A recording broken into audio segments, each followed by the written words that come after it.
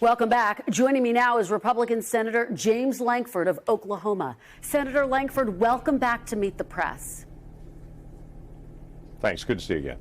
It's great to have you back on an important Sunday. You just heard from Governor Gavin Newsom. You heard from Senator Padilla. Are you confident that this new Congress will continue to fund disaster relief for California for as long as is needed, Senator? But yes is the simple answer to that. I would tell you that our hearts go out. We've been praying for the people of California. We've all, as a nation and quite frankly globally, watched what's happened in Los Angeles. All of us have concerns there. When Republicans met privately with President Trump just about 3 days ago, President Trump opened his statement there by saying, we're all watching what's happening in the fires. We're all grieving about that. We're all paying attention, and we know something needs to be done there. So everyone is very focused on this. Okay, let me ask you about this incoming administration. There will be confirmation hearings. They begin this week. Let me ask you about Tulsi Gabbard, Mr. Trump's pick for Director of National Intelligence. You have said that she needs to clarify where she stands on 702. And just to let our audience know what that is, that's a critical intelligence gathering authority.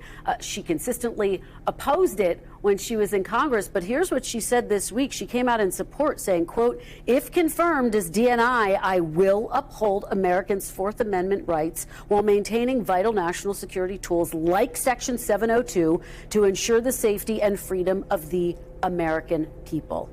Are Mrs. Gabbard's assurances enough for you, Senator? Are you now a yes on her?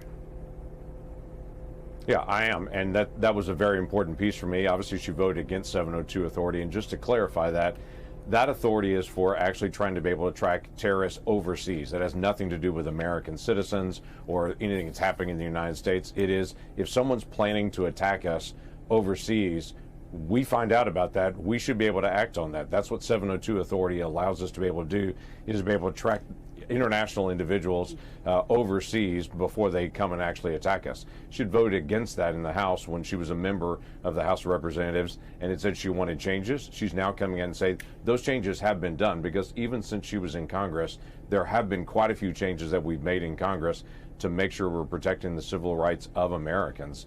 But when she came out and said, hey, this is something I'm going to stand for, that is part of the role of the Office of National Intelligence, is to make sure we're actually watching for people to come attack us and stopping them before they do. Okay, so significant news made here. You are now a yes on Tulsi Gabbard. Let me ask you about a top agenda item for President-elect Trump, his mass deportation policy. In my one-on-one interview with him, he said that is agenda item number one. He said he wants to deport everyone who is here illegally. I want to ask you, Senator, do you agree with that? Is that your plan, to deport everyone who's here illegally?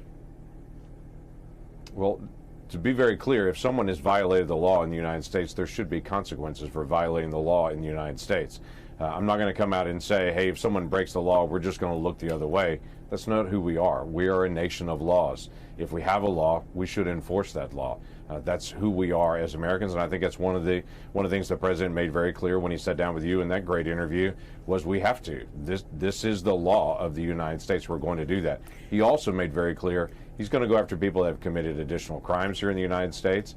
He's going to go after people that a court has already said to them they have to be removed. We have over 1 million people in the United States right now that a federal court has already looked at their case, examined the facts, and said, no, you have what's called a final order of removal. You have to leave the country, but they haven't left the country.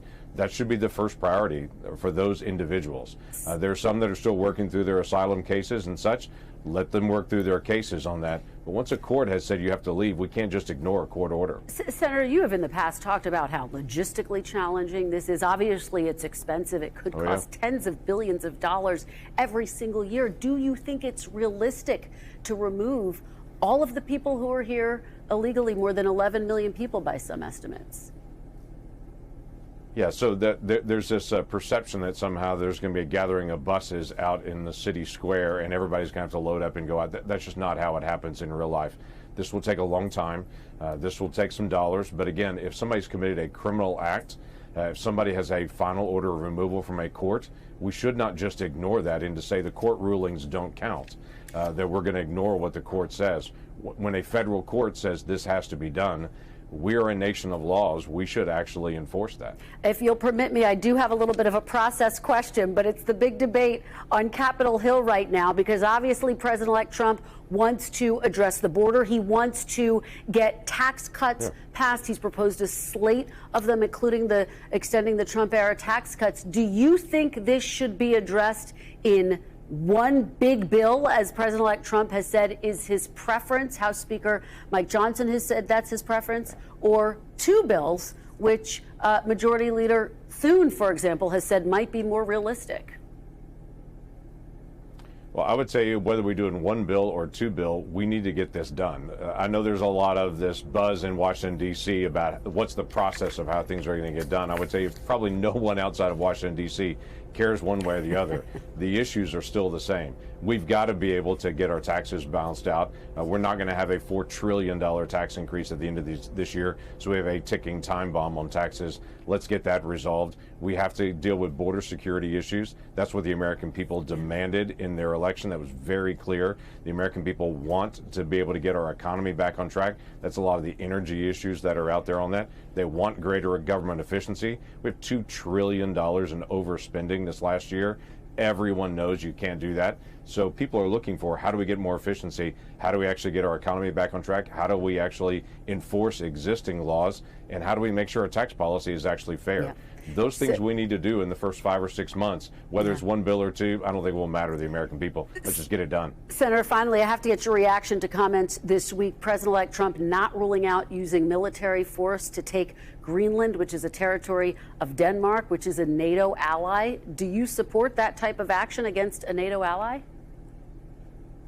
The United States is not going to invade another country. That's not who we are. The president speaks very boldly on a lot of things. We've seen this over how he's done negotiations, whether it be for real estate or whether how he served as a great president just 4 years ago. He makes a bold statement. He gets everyone to the table. You sit down to be able to talk it out. He's done this with Canada, with Mexico, with Panama.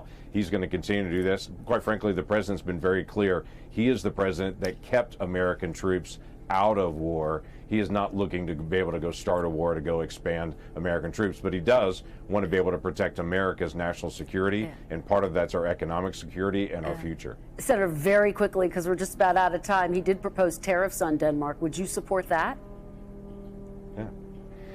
Well, he's actually proposed tariffs on just about everybody at this point. He said, we're going to have fair trade across the entire world. We're going to make sure that American workers are not abused. And quite frankly, what he's looking for and what he said over and over again is he wants companies around the world that sell in the United States to come build it in the United States. So he wants to open up the country to more jobs, more economic activity. So he's laid a marker out there internationally saying we're not going to be taken advantage of anymore.